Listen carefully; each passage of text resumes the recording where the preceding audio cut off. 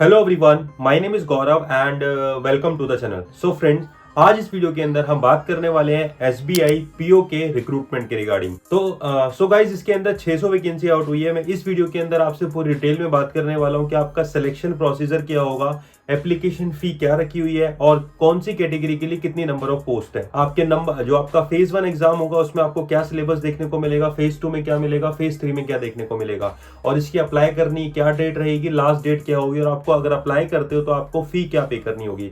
So guys, ये video बहुत ही ज्यादा इंपॉर्टेंट है आप सभी के लिए, स्किप मत करिएगा। और फ्रेंड, अगर आप मेरे चैनल पर नए तो चैनल को कर लेना सब्सक्राइब ताकि आपको आने वाली वीडियोस के नोटिफिकेशन मिलते रहे। तो चलिए इस वीडियो को शुरू करते हैं। सो गाइस, सबसे पहले मैं आपसे बात करूं तो SBI state bank of India के अंदर पीओ की ऑफिसर की जो रैंक की पोस्ट है वो आउट हुई है। तो एप्लीकेशन की अप्लाई की डेट की बात करूं तो वो है 27 दिसंबर, मतलब 27 दिसंबर से अप्लाई कर सकते हैं। और साथ ही जो इसकी लास्ट डेट है वो है 16 जनवरी। तो लगभग आपको यहाँ से 17 से 20 दिन के आसपास का आपको टाइम दिया जा रहा है। तो उससे पहले पहले आप इस फॉर्म को अप्लाई कर दीजिएगा। गाइस, नेक्स्ट बात करते हैं इसके फी के लिए। अगर आप इस फॉर्म को अप्लाई करेंगे तो आपको किस कैटेगरी के लिए किसको कितनी फी देनी पड़ेगी। अगर आप general category, OBC category, EWS category से बिलोंग करते हैं तो आपको 750 रुपए देने होंगे। और एससी एसटी कैंडिडेट्स को और फिजिकल हैंडीकैप को कोई भी फी पे नहीं करनी होगी यहाँ पे। और नेक्स्ट बात करते हैं इसके एज क्राइटेरिया के बारे में। तो एज जो मिनिमम रिक्वायरमेंट है वो है 21 ईयर्स और जो मैक्सिमम है वो है 30 ईयर्स। और आपको यहाँ पे रिलैक्सेशन देखने को मिलेगा as per government regulation. SC ST के लिए 5 ईयर्स का रिलैक्सेशन देखने को मिलता है और ओबीसी के लिए 3 ईयर्स का रिलैक्सेशन देखने को मिलेगा। नेक्स्ट बात करते हैं इसके प्री एग्जाम के बारे में और साथ ही मेंस एग्जाम के बारे में। बैंक का जो प्रोसीजर होता है गाइस वो बहुत ही फास्ट होता है फॉर सिलेक्शन। तो प्री एग्जाम की जो इसकी डेट रखी गई है वो है 8 मार्च एंड 15 मार्च। तो 2 दिन आपका एग्जाम कंडक्ट होगा, पूरे ऑल ओवर इंडिया के अंदर एक एग्जाम कंडक्ट होगा। नेक्स्ट बात करते हैं इसके मेंस एग्जाम के लिए। तो मेंस एग्जाम जो कंडक्ट होगा गाइस वो होगा अप्रैल या फिर अप्रैल मई के बीच में, आपका 2025 के बीच में आपका एग्जाम कंडक्ट हो जाएगा। अभी उसकी प्रॉपर डेट नहीं है बट मंथ इन्होंने बता दिया कि हम इसमें मेंस एग्जाम ले लेंगे, फिर फेज 3 लेंगे और उसके बाद हो सकता है कि ये आपके 1 साल के अंदर आपको ज्वाइनिंग भी दे दें।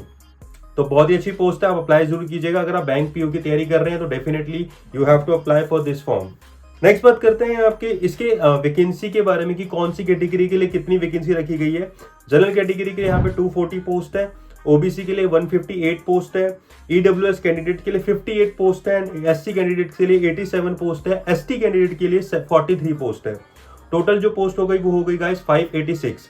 और 14 post for SC ST category के लिए यहाँ पे रखी गई है जो कि बैकलॉग के अंदर है।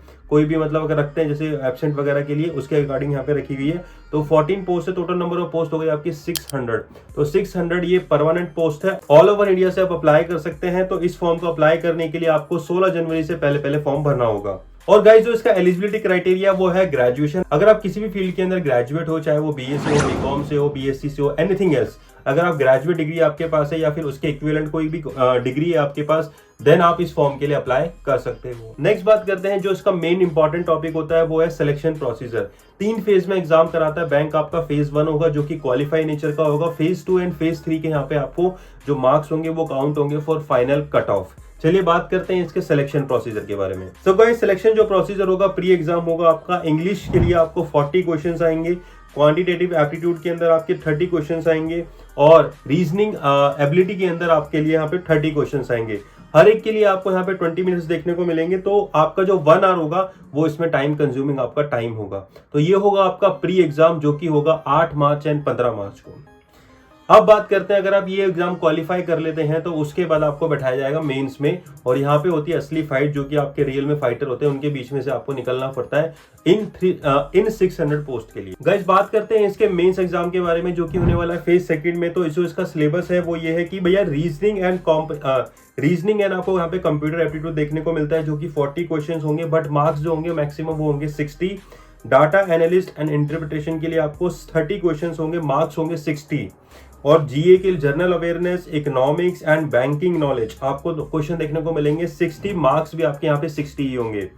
इंग्लिश लैंग्वेज के लिए आपको यहाँ पे 40 क्वेश्चंस होंगे बट जो मार्क्स होंगे वो होंगे 20। तो इस तरीके से जो आपका मेंस एग्जाम होगा उसका सिलेबस इस तरीके से डिजाइन होगा। टोटल नंबर ऑफ क्वेश्चंस हो गए 170 एंड मैक्सिमम मार्क्स हो गए आपको 200। टोटल नंबर ऑफ जो टाइम मिलेगा आपको ये करने के लिए वो मिलेंगे 3 घंटे। और साथ ही आपको देखने को मिलेगा यहाँ पे साथ ही डिस्क्रिप्टिव पेपर आपको यहाँ पे 50 मार्क्स का होगा जिसके लिए आपको 30 मिनट्स मिलेंगे। और जो मेंस एग्जाम होगा जिसमें आपके टोटल नंबर ऑफ क्वेश्चन 170 और 200 मार्क्स का होने वाला है उसके लिए आपको यहाँ पे 3 घंटे का टाइम दिया जाएगा। और गाइस टोटल होगा यहाँ पे 250। तो 250 आपका रहने वाला है फेज 2। अगर आप फेज 2 में क्वालिफाई होंगे देन आपको फेज 3 के लिए बुलाया जाएगा, जो कि होगा आपका साइकोमेट्रिक टेस्ट। अब बात करते हैं साइकोमेट्रिक टेस्ट के बारे में, जो कि होगा आपका 50 मार्क्स का, जिसमें आपका ग्रुप एक्सरसाइज होगा 20 मार्क्स का, और साथ ही आपका इंटरव्यू होगा, मतलब पीआई राउंड होता है पर्सनल इंटरव्यू, वो होगा आपका 30 मार्क्स का। तो टोटल नंबर ऑफ हो गए यहाँ पे 50। तो इसमें से आपके जो टोटल हो गए, आपके सेकंड फेज के एग्जाम हो गए 250, एंड जो इसमें जो आपके 50 और ऐड हुए हैं पर्सनल इंटरव्यू ग्रुप डिस्कशन के, वो हो गए 50। तो टोटल नंबर ऑफ जो फेज 2 और फेज 3 से जो मिलकर के आया वो आया 300। तो 300 में से आपकी फाइनल कट ऑफ बनेगी, उसके बेसिस पे आपकी रैंक डिसाइड होगी। अगर आप 600 स्टूडेंट्स के बीच में आते हैं तो देन आपका सिलेक्शन हो जाएगा।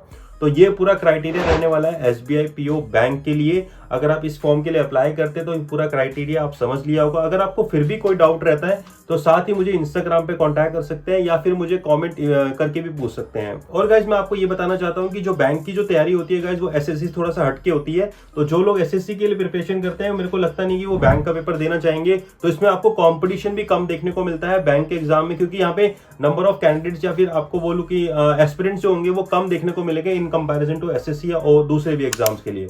तो बहुत ही अच्छा मौका है। अगर आप इसके लिए तैयारी कर रहे हैं तो सबसे बेस्ट मौका है कि आप इसके लिए एसबीआई के लिए लड़ सकते हैं और फाइट, और विद इन 1 ईयर आपको यहाँ पे सिलेक्शन मिल सकता है। So guys that's it for today's video. अगर आपको ये वीडियो इन्फॉर्मेटिव लगी हो तो लाइक करके जरूर जाना, और आपका कुछ भी कोई डाउट रहता तो आप मुझे इंस्टाग्राम पे कांटेक्ट कर सकते हो या टेलीग्राम पे मुझे फॉलो करके वहां पे अपडेट्स ले सकते हो। और कमेंट करके बताना अगर आपको कौन सी कोई भी डाउट है या फिर किसी भी पोस्ट के लिए आपको कोई पर्टिकुलर वीडियो चाहिए तो आप कमेंट भी बता सकते हो। लाइक करके जरूर जाना, क्योंकि हमें इससे अच्छा लगता है कि हम और वीडियोस लेकर आए आपके लिए, नई नई इन्फॉर्मेशन लेकर आए आपके लिए।